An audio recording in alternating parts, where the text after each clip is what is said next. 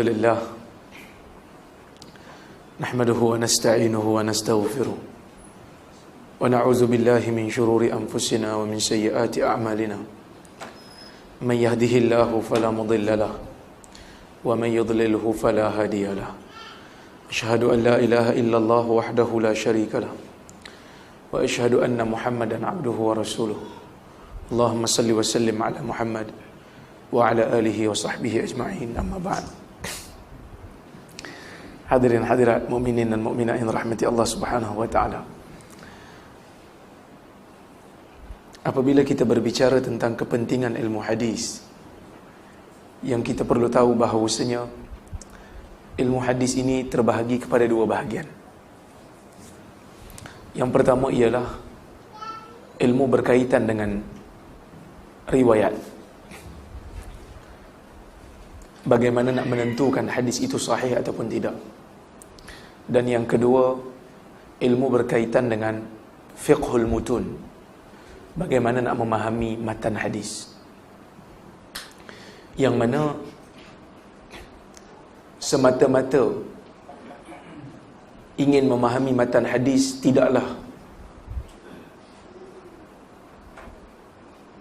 menjadi tuntutan sehingga kita dapat memahami proses riwayat itu, sama ada hadis itu dapat dikategorikan kepada yang sahih ataupun tidak. Sehingga kan satu ketika masa saya belajar PhD dulu, dalam kelas kami bincang tentang satu hadis, dan hadis itu tak sahih. Ada orang Arab, hadis itu bukan setakat dhaif ringan atau dhaif berat. Adalah seorang sahabat saya Arab, dia tanya pensyarah tu satu perkataan dia tak faham. Dia kata, "Syekh, apa maksud perkataan ni?" Syekh kata, "Tak payah, hadis tak sahih pun, penat yang nak faham." Maka apabila kita mengetahui sesuatu hadis itu tidak sahih, ataupun kita boleh kata hadis palsu, ataupun hadis yang terlalu dhaif, maka kita tidak perlu untuk meletihkan diri untuk memahami matannya. Kerana hadis yang terlalu dhaif dan hadis yang palsu ini, ia memang bukan daripada Nabi SAW. Kerana sebagai ahli sunnah yang mementingkan sunnah, dia akan mencari sesuatu yang sahih ataupun hasan ataupun dhaif ringan daripada Nabi. Yang mana dhaif ringan pun nak diamal ada syarat-syarat yang ketat yang diletakkan oleh para ulama. Apa kepentingan kita belajar hadis? Yang pertama sekali, kita nak menentukan kesihahan riwayat. Kita sekarang berdepan dengan kitab-kitab yang banyak, rujukan-rujukan yang banyak. Kalau orang tu tidak ada kemahiran macam mana nak menilai sesebuah hadis itu sahih ataupun tidak, maka dia akan mengalami satu keadaan yang sukar untuk dia menapis maklumat yang benar ataupun tidak. Saya berada di zaman dua zaman lah. Zaman pertama, zaman masa belajar fiqh. Zaman kedua, zaman belajar hadis. Masa belajar fiqh, kita baca kitab, kita bila berkaitan dengan hadis, kita akan sedut. Sebab kita tak ada kemahiran nak tahu macam mana nak menentukan hadis ni sahih ataupun tidak. Tapi bila masuk ke bidang hadis, alhamdulillah Tuhan nakkan sedikit kebaikan, maka kita boleh semak hadis itu sahih ataupun tidak berdasarkan dengan qawaid riwayah. Dan kita perlu nyatakan benda ini kepada masyarakat supaya masyarakat lebih berhati-hati. Bukan nak suruh masyarakat jadi orang yang alim hadis. Benda tu hampir mustahil. Satu kampung semua pakar hadis belaka. Kan? Pak cik yang buat bisnes apa? Sarapan pun pandai hadis. Susahlah sebab dia pun ada kerja dia sendiri kan. Maksudnya kita bukan nak bagi semua orang tu pandai hadis, dah. Tapi kita nak sekurang-kurangnya pak cik tu dia tahu asas.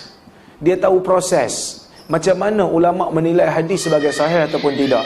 Supaya tak adalah timbul bila orang cerita bab hadis, bila orang cerita bab hadis, dia cerita bab adab dan akhlak. Hari ni kita berdepan dengan masalah. Kadang-kadang ilmuwan-ilmuwan pun sama juga, lebih kurang juga. Orang bincang pasal hadis, hadis ni tak sahih. Awak tidak beradab dengan para ulama. Beradab apanya? Kita bincang pasal status hadis. Kalau hang nak membesarkan adab dengan ulama, bagaimana adab dengan Nabi? Bila kita membincangkan status hadis, maknanya kita nak beradab dengan Nabi.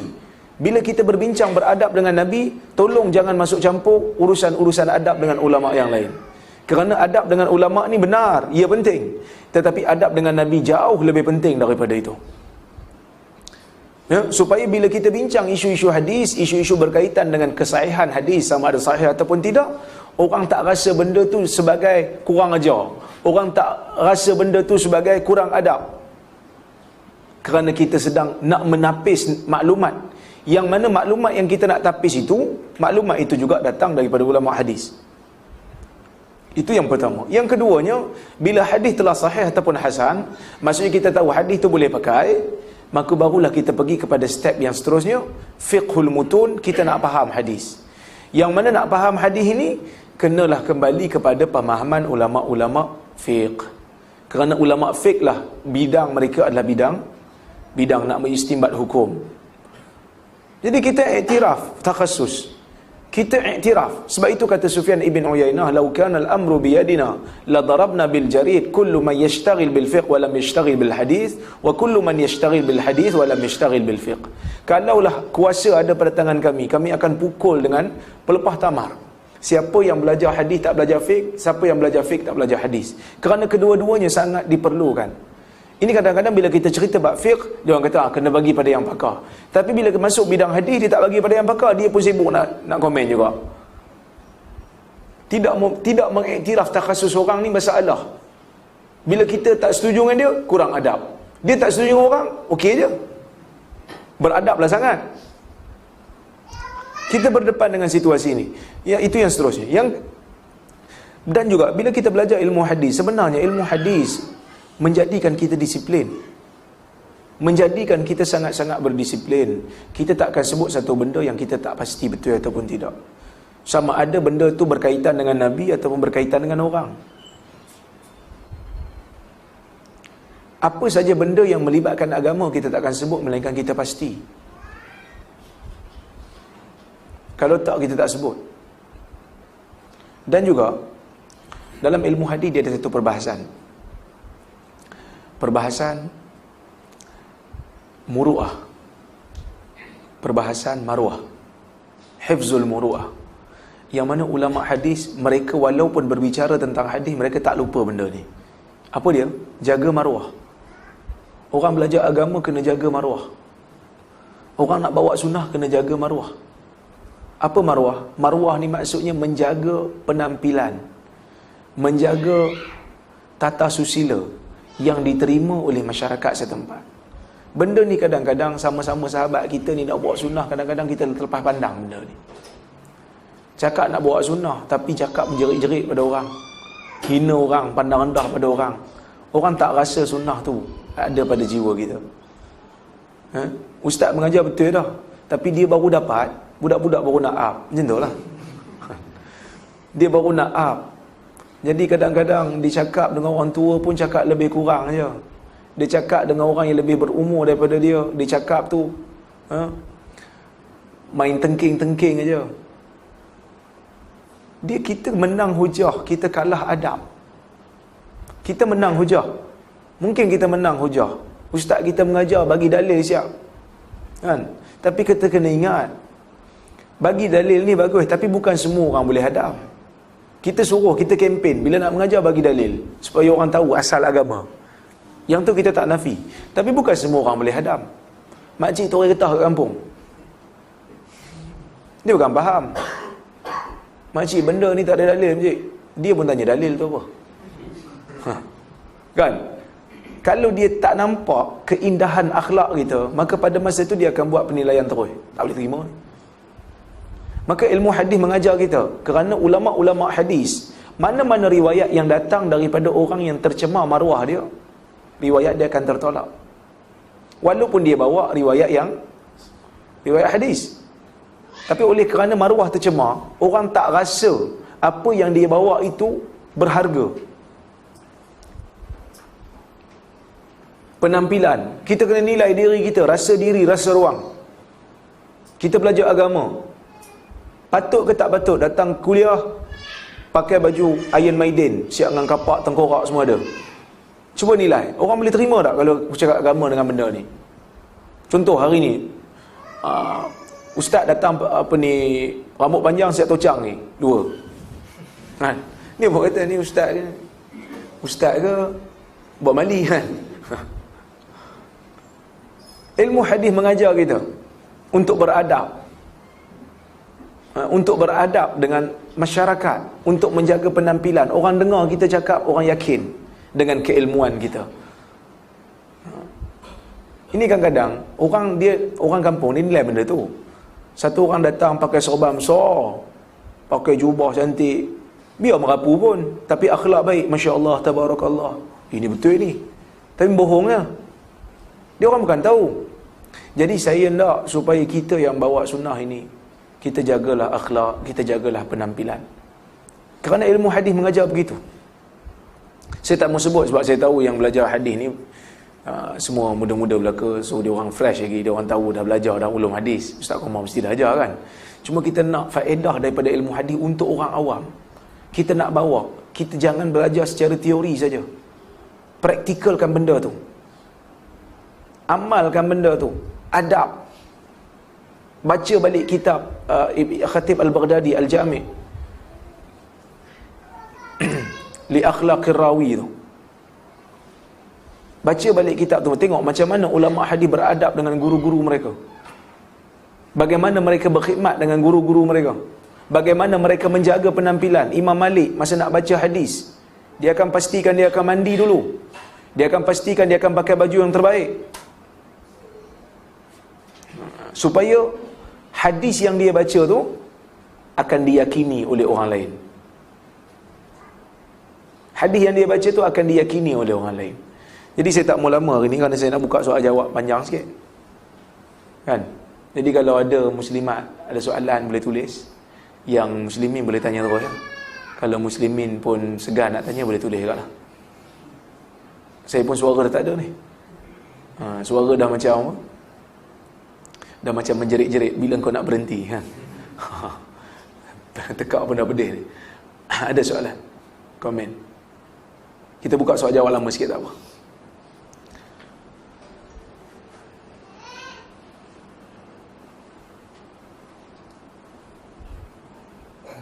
Ya. Berkenaan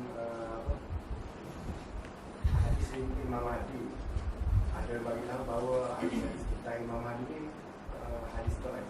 Betul? Hadis tentang Imam Mahdi, sekadar kajian saya, ia bertaraf mutawatir maknawi.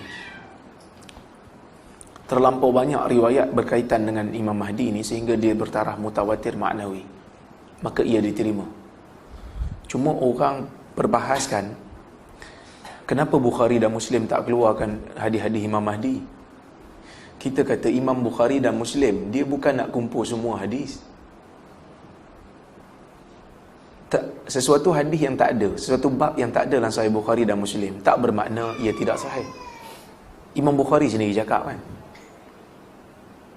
wa ma taraktu minas sihah akthar, yang aku tinggalkan daripada hadis yang sahih itu lebih banyak. Tetapi apa yang aku letak, wa ma taraktu wa ma wada'tu fi hadzal kitab illa ma sah, aku tidak akan letakkan dalam kitab aku ini melainkan apa yang sahih. Tetapi banyak lagi hadis sahih yang lain yang dia tak masukkan. Kerana Imam Bukhari pun menamakan kitab dia sebagai Al-Musnadus Sahih Al-Mukhtasar, Al-Jami' Al-Musnad As-Sahih Al-Mukhtasar. Maknanya Sahih Bukhari itu mukhtasar. Mukhtasar maksudnya ringkas. Boleh kan? Ada soalan lain? Salam.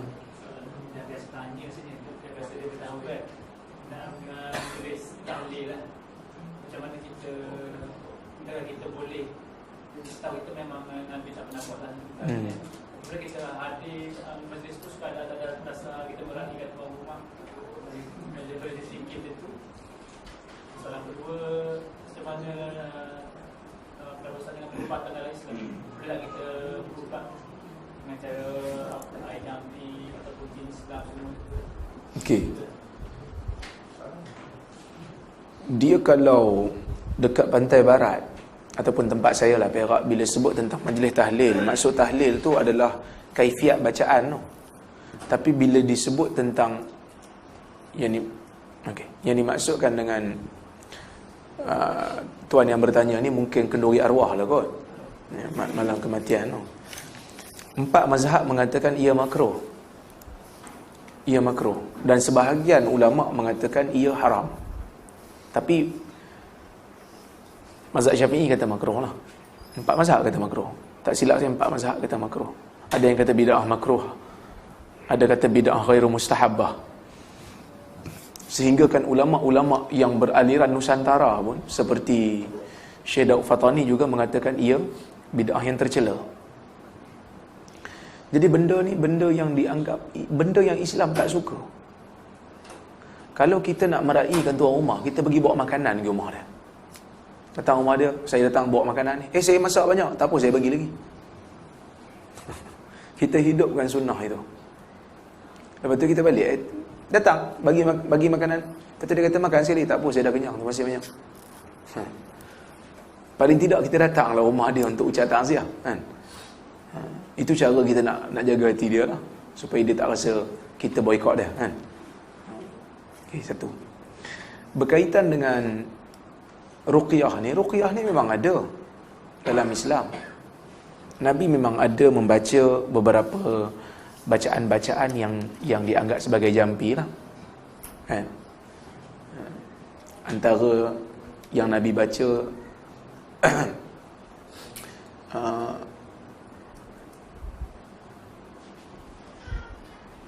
macam mana jampi tu? Yalah, lupa pula. Bismillahi urqiq min kulli syai'in yu'dhik. Itu di antara bacaan.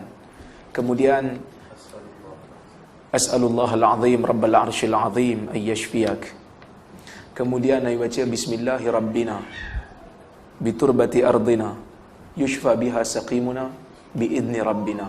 Nabi letak dekat tanah.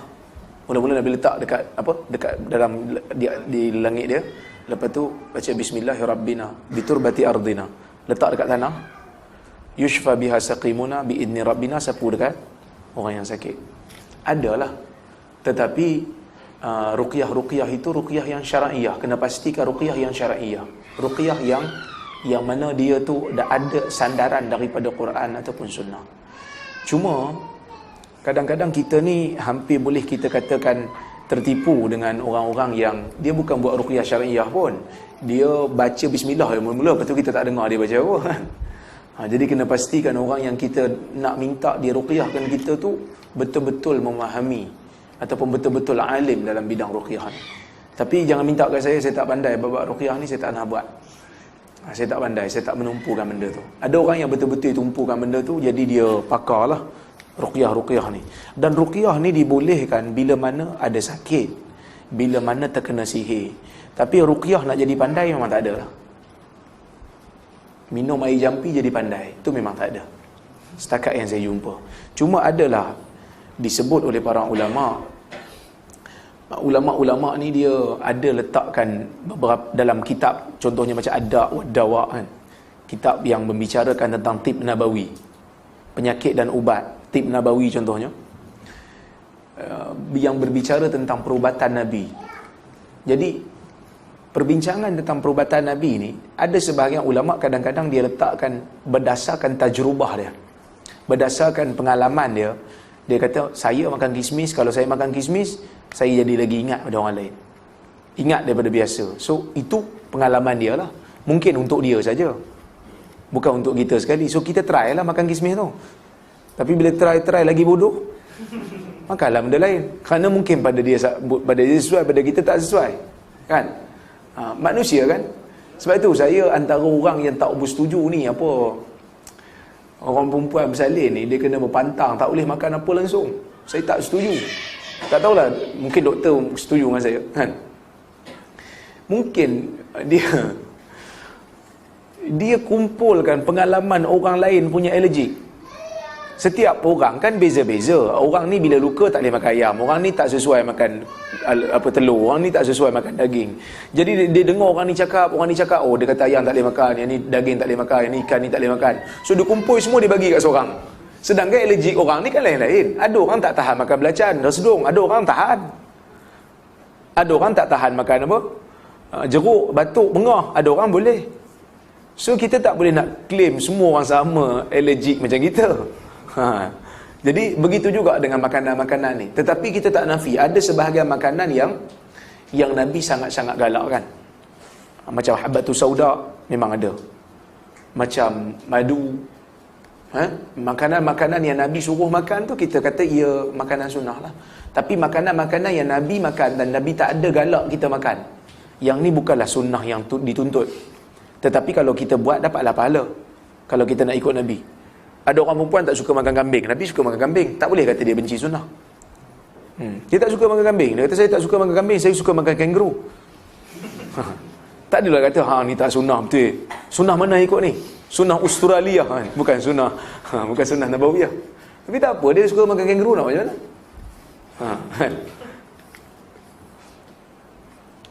Adakah selawat tafrijiyah ini? Selawat tafrijiyah ini tidak ada dalam mana-mana riwayat. Cumanya kalau selawat ni, selawat tafrijiyah ke selawat apa saja pun, kalau kita selawat, selepas kita selawat tu kita nak berdoa dengan pahala selawat tu, itu dipanggil tawassul dengan amal soleh. Kita dah selawat, lepas selawat tu kita baca doa. Doa yang kita baca selepas selawat tu dianggap sebagai tawassul dengan amal soleh. Sebenarnya selawat ni lafaz dia khusus. Allahumma salli ala Muhammad sallallahu alaihi wasallam. Ada lafaz selawat yang lain? Tak ada kan? Tu je lah, Allahumma salli ala Muhammad. Perkataan selawat tu Allahumma salli ala, kita buat fi'il amar, kita minta, kita doa supaya Allah selawat atas Muhammad ataupun sallallahu alaihi wasallam. Tu je lah lafaz selawat. Allahumma salli ala Muhammad wa ala ali Muhammad tu yang belakang-belakang tu semua rentetan daripada perkataan selawat yang saya sebut tadi lah. Kita minta supaya Allah Ta'ala selawat pada Nabi. Tapi yang doa belakang-belakang tu kadang-kadang dia ada apa? Selawat-selawat yang maknanya doa-doa yang kemudian tu, kan? Doa-doa yang kemudian tu, itu semua adalah tawassul dengan amal soleh, yang mana selawat itu adalah ibadah. Selawat itu doa, dia ibadah. Cuma kita kena pastikan juga, kita nak bertawassul itu bukan bertawassul dengan batang tubuh Nabi. Kita bertawassul selepas dia wafat, tapi kita bertawassul dengan amal soleh, iaitu kita berselawat tadi. Kan ada riwayat daripada Umar, qaul daripada Umar kata, semua doa ini akan terhenti sehingga diselawatkan atas Nabi. Kullu du'ain mauquf hatta yusalla ala Nabi. Semua doa itu akan terhenti sehingga diselawatkan atas Nabi. Maka walaupun ini perkataan Umar, tapi makna dia makna yang marfu'. Kerana benda ni benda gaib. Benda gaib. Okey? Cuma kalau kita selawat, lepas tu kita doa, dan doa tu pula kita doa dengan batang tubuh Nabi, yang ni dipanggil tawassul dengan Nabi selepas dia wafat. Benda ni khilaf yang ma'ruf di kalangan para ulama, dan saya cenderung kepada lepas Nabi wafat kita bertawassul dengan orang yang hidup. Kerana tawassul sebenarnya, tawassul dengan manusia ni bukan hanya menyebut, tapi kita minta dia doa kat kita. Sebab itu Umar dia tak tawassul dengan Nabi selepas Nabi wafat, dia tawassul dengan Abbas. Kerana dia minta Abbas untuk berdoa. Tawassul dengan orang soleh maksud kita minta doa orang soleh. Kerana doa orang soleh ini mustajab lebih daripada doa kita. Okey? Tapi ada sebahagian ulama yang membenarkan, yang tu kita tak nafilah. Cuma kita sebut, kita cenderung pada pandangan tawassul ini kalau dengan orang soleh ketika mana dia masih hidup, kerana kita nak minta doa dia. Wallahu a'lam. Apakah status hadis bahawa para sahabat pernah minum air kencing Nabi? Ada satu riwayat.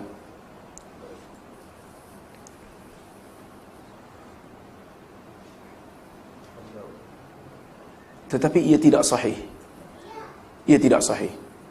Ada riwayat yang kata sahabat Nabi minum air kencing, tapi ia tidak sahih. Yang ada satu hadis yang hasan, Abdullah bin Zubair minum darah Nabi, yang tu hasan li ghairi. Darah tu ada, tapi air kencing tidak ada yang sahih sekadar kajian saya. Wallahu a'lam. Bolehkah hadis mursal dijadikan hujah? 3 mazhab pakai hadis mursal dengan syarat. Syarat mursal tu mana mursal di zaman awal. Kerana zaman awal tu zaman di mana tabi'in, orang-orang zaman tu banyak amanah belaka. Pendusta-pendusta dan perawi yang dhaif ni sangat minoriti. Tapi bila masuk zaman kemudian, terutama masuk zaman Imam Syafi'i, mereka tak terima. Tapi adakah Imam Syafi'i dikira buat bid'ah? Sebahagian ulama ada kata Syafi'i telah mendatangkan satu benda baru. Tapi sebenarnya tak. Kerana Yahya bin Sa'id Al-Qattan juga telah menolak riwayat mursal. Dah tolak riwayat mursal. Ulama-ulama hadis awal telah berbicara tentang masalah mursal ni. Marasil Zuhri contohnya. Marasil Ahsan Al-Basri, mereka dah bincang dah. Mereka tolak sebahagiannya bila mana mereka dapati orang yang suka riwayat hadis mursal ni mengambil daripada guru-guru yang dhaif. Tapi kenapa ulama-ulama, sebahagian ulama antara Hanafi dan Maliki pakai itu kita kena tahu, seperti mana yang disebut oleh Ibn Rajab Al-Hambali, bermazhab Hambali. Dia kata Imam Ahmad pun pakai, tapi Imam Ahmad pakai hadis mursal ni bila mana dalam bab demikian, dalam bab tu tak ada hadis lain. Dan kadang-kadang fuqaha yang pakai ni, dia bukan kata ia hujah, dia jadikan sebagai dalil sokongan, istiqnas. Bila mana hadis tu disokong oleh qiyas, maka fuqaha pakai. Sebahagian fuqaha macam Hanafi dia pakai. Jadi kita kena tahu benda tu. Tapi majoriti ulama hadis tak terima hadis mursal ni. Sehingga datang Imam Syafi'i detailkan lagi. Imam Syafi'i kata hadis mursal tidak terpakai melainkan apabila dia dikuatkan oleh salah satu daripada perkara-perkara berikut. Yang pertama, dia datang dengan jalan yang lain, iaitu jalan yang mausul, maka diterima. Yang kedua, bila ada hadis mursal yang lain daripada jalan yang lain tapi menyokong makna yang sama dengan hadis mursal yang kedua, maka ia diterima. Yang ketiga, bila mana disokong oleh pandangan mana-mana sahabat, maka ia diterima hadis mursal tu. Ataupun dia disokong oleh ammatu ahlil ilm, oleh ijma', maka ia diterima. Jadi Imam Syafi'i dia letakkan beberapa kriteria, yang mana inilah pandangan terbaik dalam berinteraksi dengan hadis mursal. Wallahu a'lam. Apakah amalan-amalan sunnah yang utama yang perlu diamalkan seharian? Amalan-amalan utama ni saya cadangkan kita baca kitab Al-Adhkar Imam Nawawi. Di situ kita akan nampak. Ataupun kita ambil kitab ni, Hisnul Muslim, itu lagi ringkas. Kalau azkar nanti dia kata tak larat Ustaz nak amal, nak apa satu hal. Lepas tu saya kadang-kadang saya heran juga, macam mana orang boleh cari tarikat rekaan ni. Kalau baca kitab azkar Imam Nawawi, tak teramal lah. Banyak hadis-hadis pasal zikir ni. Tiba-tiba dia boleh pula amal zikir mimpi ni. Heran juga kita. Banyak masa dia. Heran kita kalau kita amal azkar Imam Nawawi, tak larat lah nak beramal. Jadi kalau nak banyak, baca azkar Imam Nawawi. Tapi adalah beberapa hadis dalam azkar itu yang boleh dipertikaikan lagi. Cuma itu yang kita kata zikir yang mana ma'thur, yang terbaik. Tapi kalau nak beli yang sudah ditahqiq, yang sudah ditakhrij hadis-hadisnya, so kita mudah untuk tengok mana riwayat yang sahih, mana riwayat yang hasan, mana yang terlalu dhaif. Kerana Imam Nawawi kadang-kadang dia susun, dia terlepas pandang, mungkin. Ya. Nasihat kepada kami penuntut ilmu yang baru nak mula sebagai ilmu hadis. Apa nasihat melainkan kita kata kita kena ikhlas dalam mengaji ilmu ni. Ilmu ni kita belajar, kita nak mengangkat kejahilan dalam diri dan juga dalam diri sendiri dan juga orang lain. Kita berhadapan dengan masalah hari ni. Semalam saya sebut kepada sahabat-sahabat, iaitu bila mana orang belajar agama tak berani nak menyatakan kebenaran dan tak berani nak buat perubahan. Ini masalah besar. Jangan bila kita belajar agama ni, saya nak pangkat besar, lepas tu saya hidup selesa. Lepas tu saya nak rehat-rehat. Saya nak turun kampung, main kompang. No. Itu bukan tugas penuntut ilmu. Penuntut ilmu ialah orang yang belajar, angkat kejahilan dalam diri dan berusaha untuk mengubah masyarakat. Kalau ramai yang bercakap benda yang sama, masyarakat tak akan kata benda tu sesat dan menyeleweng. Kalau semua orang cakap benda yang sama, ni masalah yang bercakap 2-3 orang ni yang berani, yang lain semua pakai diam, play safe. Tunggu menang baru nak sokong. Dah tunggu menang baru nak sokong. Dia kalau dah menang baru nak sokong, bila dah kuat baru nak sokong, kita tak dapatlah kelebihan macam mana Abu Bakar dapat. Abu Bakar tu dia masuk Islam waktu Islam tengah lemah. Sebab tu hari ni orang masuk Islam ada yang tak kenal Abu Bakar. Kita boleh kata mustahil orang tak kenal. Orang Islam yang ada pengetahuan asas tak kenal Abu Bakar, tak kenal Umar. Pasal apa? Sebab dia orang masuk Islam awal. Tapi kita boleh jamin tak ada orang yang tak kenal Abu Sufyan sahabat? Ada. Kerana dia masuk Islam lewat. Dia masuk Islam lewat. Maka sebab tu ada sebahagian orang tak tahu Abu Sufyan Islam. Baca dalam tu dia Perang Badar tu dia penyebab. Dia tak tahu Abu Sufyan dah masuk Islam. Kerana dia masuk Islam lewat. Maka dia tak dapatlah kelebihan macam Abu Bakar. Dia tak dapatlah kelebihan golongan 10 orang yang dijamin syurga. Jadi kita kena aim yang tu lah. Waktu mana sunnah ini dipandang serong, waktu mana sunnah ini lemah, kita pilih. Kita nak bersama ke ataupun kita nak duduk dan diam. Kenapa? Kerana nanti kalau ditakdirkan satu hari nanti sunnah ini menjadi dominan, sunnah ini difahami oleh masyarakat, sunnah ini diamalkan dan diterima, maka pada masa tu baru kita nak tergigih. Orang tak kenal kita dah. Orang tak tahu apa sumbangan kita. Maka Allah Ta'ala menyebut dalam Quran As-sabiqunal awwalun, golongan yang awal. Allah Ta'ala mention golongan yang awal. Kerana yang awal itu mempunyai kelebihan yang tak ada pada orang yang akhir. Jadi fikir-fikirkanlah, kan? Kita perlukan orang yang ikhlas dalam agama ini. Kita perlukan orang yang berani bercakap benar. Kita biasa jumpa balik kampung, kan? Balik kampung cuti, jumpa orang-orang saleh di kampung. Dia tanya, bila habis belajar? Tak lama lagi pakcik, doakan saya, doa supaya saya habis cepat. Jangan hanya minta doa habis cepat, minta doa supaya saya berani bercakap benar. Kerana kalau habis cepat dia, ada ilmu tapi diam, ada ilmu tapi tak boleh buat apa-apa, tak guna. Tak guna. Biar kita ada ilmu sikit tak apa, tapi kita sampaikan kepada umat. Umat akan dapat manfaat. Umat memerlukan kita. Siapa lagi nak ubah kalau bukan kita? Tuan-tuan bayangkan kalau Imam Ahmad main pelisih macam kita. Imam Ahmad dihidup zaman Mu'tazilah. Cuba bayangkan kalau Imam Ahmad main pelisih macam kita. Habis ahli sunnah. Habis ahli sunnah. Kenapa imam tak baca surah pada rakaat ketiga dan empat secara kuat? Kerana Nabi tak baca kuat. Kalau Nabi baca kuat, kita baca kuat. Apa pandangan Ustaz tentang selawat syifa? Sebahagian ulama-ulama yang moden ni, mereka mengkritik riwayat selawat syifa ni, kerana dia kata selawat syifa ni dia memberikan hak-hak ketuhanan kepada Nabi. Tapi orang yang mempertahankan selawat syifa, dia kata kita kena faham lah, ini bahasa metafora. Bahasa-bahasa syair ni lain sikit, dia kata kan. Bahasa-bahasa. Jadi orang tanya saya kata, saya taklah mengkafirkan orang yang mengamal selawat syifa. Tapi kalau orang tanya saya, Ustaz, apa pandangan Ustaz pada selawat syifa? Saya kata pandangan saya pada selawat syifa ini agak kabur. Selawat Ibrahimiyah nampak jelas pandangan tu. Kita amal selawat Ibrahimiyah, itu lebih baik. Kita kata kita sayang Nabi. Tapi kalau orang nak amal selawat syifa, silakanlah, tak ada masalah. Kita tak kafirkanlah. Cuma kalau ada yang kritik tu, dia bukan kritik nak kata kafir. Dia kata kan lebih baik kalau ditambah baik. Dia kata tu je. Dia tak kata mersyirik ke apa ke, tak ada. Dia cuma kata memberikan hak ketuhanan kepada Nabi tu nampak macam tak apa kena. So ubahlah perkataan sikit. Dia kata gitu. Tapi kalau dia nak amal juga tak apa. Sebab Syekh Wahbah Zuhaili pun antara yang mengamalkan selawat syifa juga, kan? Tapi kalau tanya saya kata amal selawat Ibrahimiyah tu yang terbaik, itu yang Nabi ajar. Satu pertandingan tak dapat, belum tentu menang. Satu pertandingan confirm dapat hadiah. Kita nak masuk yang mana? Yang confirm menang lah. Saya tak ada, saya lain sikit. Saya tak suka hadiah-hadiah ni. Pening juga kita.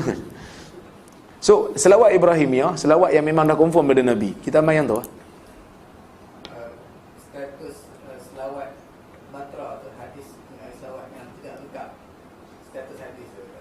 Macam mana? Tak faham. Ada yang saya pernah baca mengatakan kalau selawat tidak sebut selawat ke atas ahli keluarga Nabi, dikatakan selawat yang batra.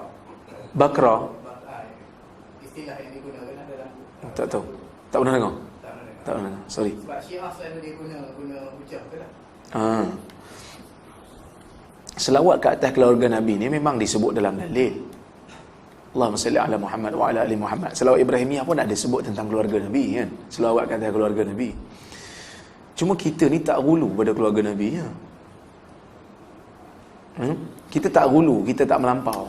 Tak ada hadis tu memang tidak ada Saya tak tahu. Saya tak tahu. Tapi saya nak sebut pasal Syiah ni lah. Kadang-kadang semua benda dia orang nak bagi kat Ahlul Bait Nabi.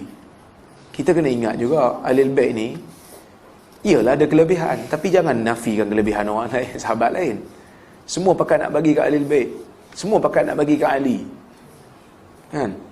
Tak boleh lah. Kerana sahabat lain pun ada kelebihan. Ali pun ada kelebihan. Mohon Ustaz berikan nasihat apa yang perlu diperhatikan oleh penuntut ilmu, kerana ada segelintir penuntut ilmu kurang memerhatikan akhlak. Ini saya sebut tadi ni. Kita belajar ilmu hadis kan ada bab marwah kan. So kita kena jaga tu. Jaga akhlak, jaga penampilan, jaga percakapan. Kadang-kadang memang betul pun kita baru dapat benda ni, kita semangat lebih. Kerana kita rasa inilah agama yang benar. Semua mereka itu so sesat macam aku dulu. Bukan sesat. Kita tak kata sesat. Kita kata mereka mungkin tidak mengkaji sumber mereka. Alhamdulillah Allah Ta'ala berikan saya rezeki untuk tahu, mengkaji sedikit masalah ini, tahu sikit dalil. Tapi kita, macam mana kita kenal sunnah dulu? Kita kena ajak orang macam tu lah. Kita pun takkan ikut sunnah kalau orang maki hamun kita. Betul tak? Kita kenal sunnah macam mana? Okay, kita dengar video Ustaz cerita pasal tu, kita kata bagus Ustaz ni, tapi Ustaz tak maki orang. Betul? Macam itulah kita kena promosi kat orang. Macam mana kita kenal, macam tu kita kena promosi kat orang. Ada orang kadang-kadang dia berniaga barang bagus, barang sedap, tapi packaging tak bagus, orang tak beli. Kan? Orang kata apa ni? Nampak macam tak meyakinkan kan? Doktor pakar kan? Pakar betul dia, tapi dia punya klinik kira macam pondok buruk. Orang tak tahu ni doktor. Betul doktor kan? Tapi kalau dia punya klinik tu baik, cantik, orang datang kan? Begitu juga macam sunnah ni. Kita bawa benda yang baik, kita bawa ilmu yang baik. Tapi kalau package, cara bawa tak baik, marketing tak bagus, orang tak beli kan? Orang putih berniaga ayam goreng ya. Satu dunia dia pergi KFC ayam goreng. Pasal apa kita berniaga ayam goreng kunyit tak boleh pergi satu dunia? Sedap juga ayam goreng kunyit. Ayam dara kan, ayam kampung dara, pasal apa tak boleh pergi satu dunia? Marketing, packaging. Kita kena main psikologi tu. Fiqh dakwah. Apa lagi orang putih berniaga boleh pergi satu dunia? Niaga gula-gula je, Mentos, satu dunia pergi. Packaging, marketing. Packaging maksudnya bekas yang cantik, penampilan yang cantik, pemasaran yang baik. Macam tu kita kena buat kan? Tapi kita tak boleh nafi jugalah, sebab kadang-kadang masyarakat yang dijajah ni dia ada otak penjajah tu mesti ada kan. Contoh saya kata jual KFC nampak macam orang putih sikit lah, Kentucky Fried Chicken orang beli lah kan. Tapi kalau kita jual ayam cap Cikgu Baharum, orang tak nak beli. Nampak macam lekeh kan Cikgu Baharum kan. Itu kita tak nafi lah. Tapi maksudnya kita kena ikut psikologi manusia. Packaging tu kena bagi cantik, cara nak pasarkan. Kesian kat ustaz-ustaz penat, suara pun dah habis ni. Tiba-tiba kita turun kat masyarakat, kita buat keras pula. Orang ingat ustaz-ustaz yang mengajar ni jadi keras ni. Masyarakat Melayu kan lembut. Islam masuk ke masyarakat Melayu bukan ada perang. Islam masuk melalui dakwah kan. Dia bukan macam masuk ke negara lain dengan perang, macam masuk ke Parsi dan Rom memang dengan perang. Kita tak perang, kita melalui perniagaan ya. Sebab orang kita memang lembut, tak nak bergaduh banyak. Jadi kita jangan bertekak banyak. Kita bagi tahu je, pada saya benda ni macam Nabi tak buat kot. Kalau kita buat yang Nabi buat kan bagus. Lepas tu kita belah, dia ada terpinga-pinga. Macam tu kan. Jangan bertekak. Ataupun masa dia tengah berdegar-degar, marah dekat geng-geng apa, dia kata ini semua sesat ke, Wahabi apa kan. Kita dengar dulu. Lepas tu baru kita cakap, saya rasa mungkin tak apa tepat kot yang tu. Sebab saya ada pengalaman. Saya ada pengalaman berbahas. Kadang-kadang masa kita muda-muda dulu kan, muda-muda dulu kita lawan hujah, tak menang. Kita boleh menang, tapi dia tak akan ikut kita. Tapi kita biar dia cakap dulu apa idea dia. Lepas tu kita cubalah, kita rasa macam kena check balik. Oh, betul maklumat tu. Macam tak betul tu. So dia pun macam terpinga-pinga kan. Biar dia fikir, ajak dia berfikir. Ada seorang sahabat, dia kata, ni semua ni memecah belahkan masyarakat. Dia dah cakap habis, saya tanya, macam mana memecah belahkan masyarakat? Dia kata, iyalah, saya nak promosi sunnah. Habis tu yang kita buat ni semua sesat belaka lah. Saya tanya dia satu soalan, yang dia orang ni promosi sunnah tu, promosi sunnah apa? Nak buat macam mana Nabi buat? Oh, maknanya nak suruh orang ikut Nabi lah. Jadi nak suruh orang ikut Nabi ni, nak ajak orang ikut Nabi ni salah? Tidaklah salah. Tak salah lah. Tak salah. Okey lah. Dia pun macam, tak salah kan. Baru dia nampak tak salah. Ada hadis tak berkenaan Nabi kahwin di usia muda? Sahabat-sahabat, kahwin ni dia bukan ikut umur. Kahwin ni dia bila perlu. Nabi memang kahwin umur 25. Kan? Ada orang dia kahwin umur, dia nak kahwin umur 18. 18 tu nak kahwin dah. Orang tak boleh kata tak sunnah ni, kena kahwin 25. Sebab ada hadis lain Nabi kata, ya ma'syaras syabab man istata'a minkumul ba'ah falyatazawwaj. Wahai pemuda-pemuda, siapa di antara kamu yang mempunyai kemampuan, ba'ah ni kemampuan dari sudut nak memberikan nafkah, nak memberikan tempat tinggal, maka hendaklah dia kahwin. Dia ada kemampuan semua, dia ada keinginan untuk kahwinlah. Kalau dia tak mampu lagi, dia puasalah. Maknanya kahwin tak kahwin ni kira umur lah. Bukan kira umur, dia kira keperluan. Perlu kahwin lah. Cuma saya nak nasihat jugalah kepada sahabat-sahabat ni. Kadang-kadang kita ni poyo je nak kahwin, lepas tu lepas kahwin menyesal. Sebelum kahwin istiqarah dulu. Dan kita kena ingat dulu, kalau kita kahwin, kita akan bukan saya tak galak kahwin. Kalau perlu kahwin. Kalau mak ayah memang kaya kahwin. Tapi kita kena pastikan lepas kahwin kena disiplin. Sebab kita adalah penuntut ilmu. Jangan lepas kahwin leweh je, nak pergi mana pun tak larat. Nak pergi talaki pun tengok bini tak bagi. Bang, jomlah kita tengok Maharaja Lawak Mega malam ni sambil makan kacang. Tak ada pergi. Kacau lah. Kena pastikan lepas kahwin disiplin. Terus menuntut ilmu. Kalau kita berhenti, payah. Kena kuat lah. Ini yang tanya ni pun budak sekolah ni. Nak kahwin kan? Silakan kalau nak kahwin. Maksudnya kalau rasa kuat, tak ada masalah. Ada soalan ni? Kecenderungan orang yang cenderung pada hadis ni, dia seakan-akan menolak mazhab, memperlekehkan pandangan mazhab, contoh macam Usali dan ada pandangan macam apa komen Islam? Okey. Kita nyatakan pendirian kita, iaitu kita tidak taksub kepada mazhab. Tetapi orang tak boleh kata kita tidak bermazhab, kerana setiap pandangan yang kita pegang itu ada mazhab yang kita sandar kepada dia. Adalah mazhab yang kita berpaut. Yang mana ulama-ulama mazhab tu dia adalah kaedah dia nak keluarkan hukum tu. Cuma saya nak ingatkan, bila kita berhadapan dengan fatwa ulama yang muktabar, yang besar, macam fatwa mazhab Syafi'i, kalau kita tak setuju, just cakap saya tak setuju, pandangan ini bagi saya tidak begitu tepat, sudahlah. Janganlah kita pelekeh tu. Sebab kita jangan lupa, mazhab ni juga dah memberikan banyak sumbangan kerana mewujudkan silibus dan sistem untuk orang mengaji agama. Kan? Kita ada mazhab Syafi'i. Mazhab Syafi'i itu kira dah establish. Banyak sumbangan dia, banyak pengikut dia. Cuma kita tak setuju dalam perkara, kita sebut saya tak setuju. Tapi jangan kita pelekeh mazhab tu. Kerana mereka juga adalah ulama ahli sunnah, yang mana tumpuan mereka ataupun tujuan mereka nak mendekatkan masyarakat dengan agama.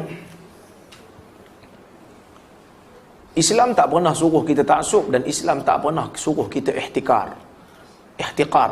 Tak pernah suruh kita hina orang. Tak pernah. Islam tak suruh hina orang. Walaupun dia salah, jangan hina dia punya diri. Jangan hina zat dia. Cuma cakaplah tak betul ni.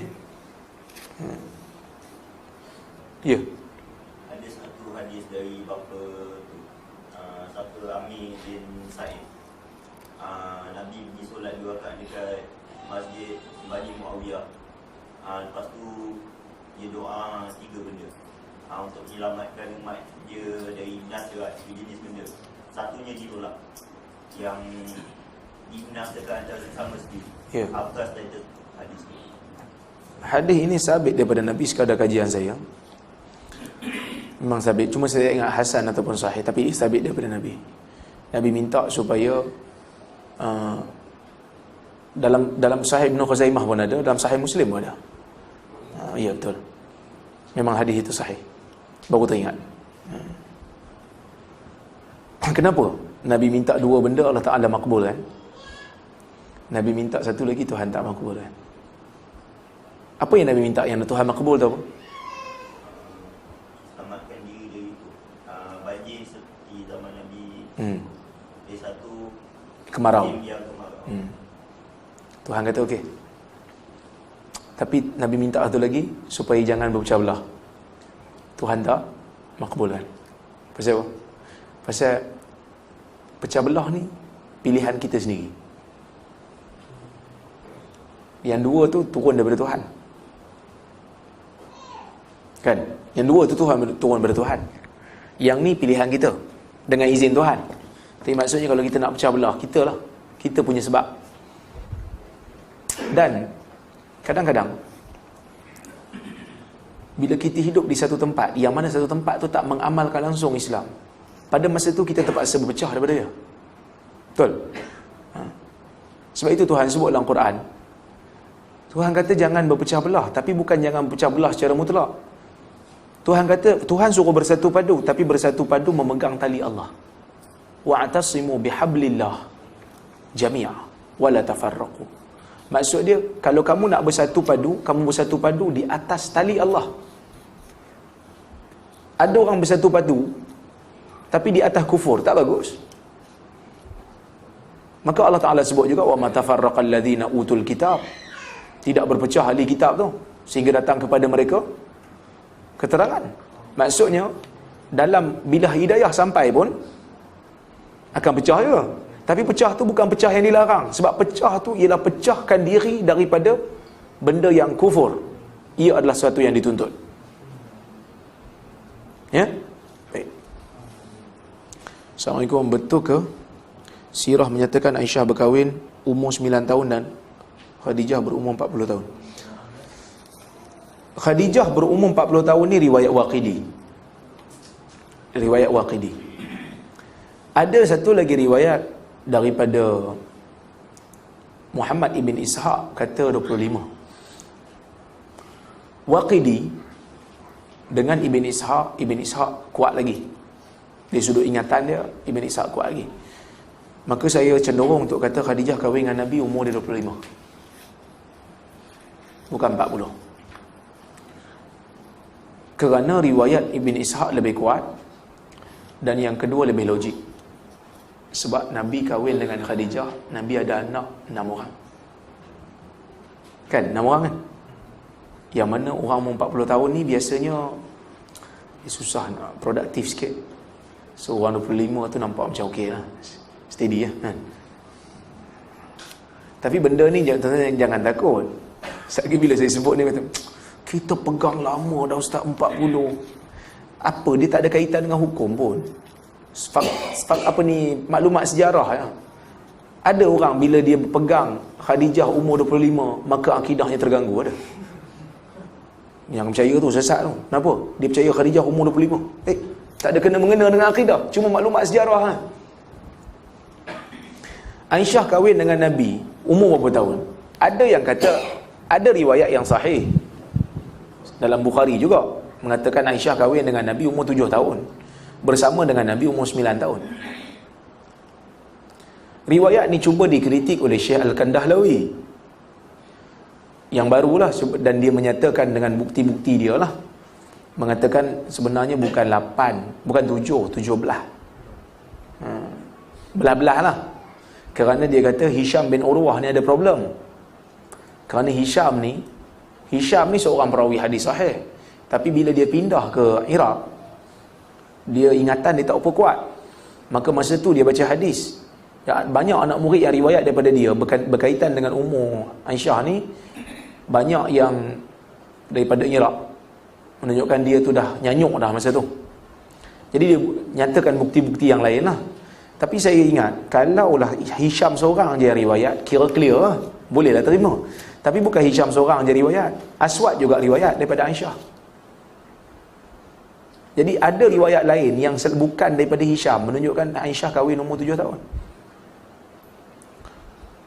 Jadi kalau ada orang nak pegang umur 7 tahun pun okey. Ada hadis yang sahih dalam masalah ni. Ada yang kata tak, saya nak pegang 17 tahun pun okey. Maklumat sejarah ya. Tak ada, bukan isu akidah pun. Dia bukan isu akidah. Tak boleh Ustaz, sebab kalau kita kata Nabi kahwin dengan Khadijah, Aisyah umur 7 tahun. Nanti orang barat kata Nabi kahwin dengan budak. Kita kata hari ni kajian juga membuktikan kahwin dengan perempuan muda ni bukan hanya diamalkan oleh Islam. Rom juga mengamalkan benda yang sama. Lagi tinggi kedudukan kamu dalam masyarakat, lagi muda perempuan kamu dapat. Sebab tu orang yang pegang, majoriti ulama yang pegang Nabi kahwin dengan Aisyah umur 7 tahun, mereka pun tak belik. Dan mereka tak ada pun nak defend lebih-lebih. Kita baca kitab-kitab ulama silam, terutama Mu'tazilah. Mu'tazilah pun akal. Mu'tazilah pun tak komen, tak kritik. Sebab mereka rasa benda tu biasa. Kita zaman tok nenek kita dulu ni, cuma tak adalah kahwin umur 7 tahun, tapi maknanya kadang-kadang umur 12 tahun, 13 tahun dah kahwin. Nenek kita dulu. Kita sekarang ni umur 30 tahun tak kahwin lagi. Kerana peredaran zaman berubah-ubah. Peredaran zaman tu berubah. Dulu tak, dulu perempuan ni tak ada komitmen apa, tak pergi masuk universiti. Tengok lawa sikit dah kahwin lah. Jadi begitulah. So kita nak kena faham suasana zaman tu. Sampai berapa kompak? Last. Sebelum saya balik. Musafir hari Jumaat, mana lebih tepatkan rasul yang kasar Jumaat asar atau asar? Kalau apa yang Nabi tunjuk, hari Jumaat, kalau musafir ni Nabi tak semayang Jumaat. Kalau nak jamak lah, maknanya kita nak jamak, kita tak payah semayang Jumaat, kita semayang Zuhur saja. Kita dah musafir kan, lepas tu baru kita jamak. Tapi kalau orang tu dia nak ikut mazhab Syafi'i, nak guna qiyas pun tak apa, tak jadi masalah, isu ijtihad. Tapi nak kira yang lebih selamatnya, kita ikut yang macam mana Nabi tunjuk, iaitu kita salat Zuhur qasar, kita tak salat Jumaat, lepas tu kita jamak dengan asar.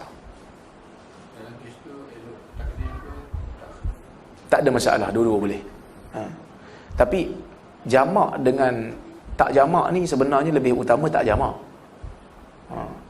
Bolehlah jamak, tapi lebih utama tak jamak. Tapi antara qasar dengan tamam, kalau kita musafir lebih utama qasar. Kita hadir solat Jumaat, kita niat qasar macam mana? Kalau kita hadir solat Jumaat dan kita niat qasar, bagi kat tu kan, tak boleh. Kerana kita solat qasar kan, imam solat Jumaat tamam kan. So kita bila iqtidak dengan imam yang tamam, kita kena tamam. Kita kena tamam. Wallahu a'lam.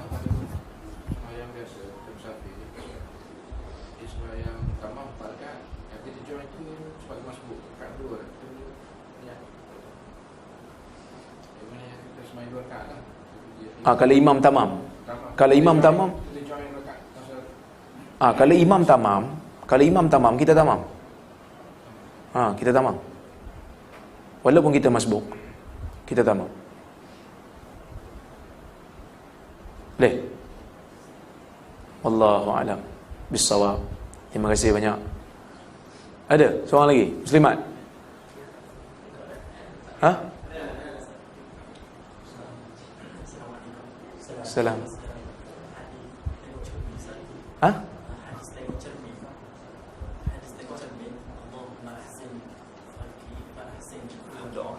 Doa-doa tu. Oh, tak sempat nak tengok. Nanti tak kali kemudian. Sebab jarang baca doa, tengok cermin. Jarang tengok cermin pun. Kumpatlah. Ha? Kama ahsanta khalqi fahassin khuluqi. Berapa hari tempoh solat jamak bagi orang musafir? Ini makruf, diketahui umum. Mazhab Syafi'i kata 3 hari tak masuk, hari masuk, hari keluar. 5 hari lah kalau masuk. Mazhab Hanafi kata, dia kata berapa belah? 18, 15 ke 18 gitulah. Masing-masing ada dalil. Tapi saya berpandangan, oleh kerana Nabi pernah Nabi pernah qasar di Mekah. Waktu buka kota Mekah tu Nabi qasar selama 15 hari. Nabi pernah qasar di Khaybar juga berbelah-belah hari. Maka menunjukkan dia tak ada had sebenarnya. Selagi mana kita nak duduk di situ dan kita bukan nak menetap, habis urusan di situ kita nak balik, maka kita boleh jamak qasar. Kita duduk hotel contohnya kan. Kita duduk hotel, bukan duduk rumah sewa pun. Duduk hotel. So kita musafir lah. Musafir lah. Tapi kalau kita dah duduk di situ, kita dah beli rumah ataupun kita sewa rumah, memang nak menetap di situ, memang nak menetap, maka dinamakan sebagai baladul iqamah. Tempat kita menetap, maka terputuslah hukum jamak dan qasar. Itu pendapat saya lah. Kalau tuan-tuan nak ikut yang mazhab Syafi'i punya pun boleh. Ijtihad. Ini rajih dan marjuh lah. Bukan sunnah dan bid'ah. Wallahu a'lam. Terima kasih banyak. InsyaAllah kita jumpa lagi pada masa akan datang. Minta sahabat-sahabat semua doakan saya. Mudah-mudahan diberi kebaikan dunia dan akhirat. Aqulu qawli hadza wa astaghfirullahal azim li wa lakum. Assalamualaikum warahmatullahi wabarakatuh.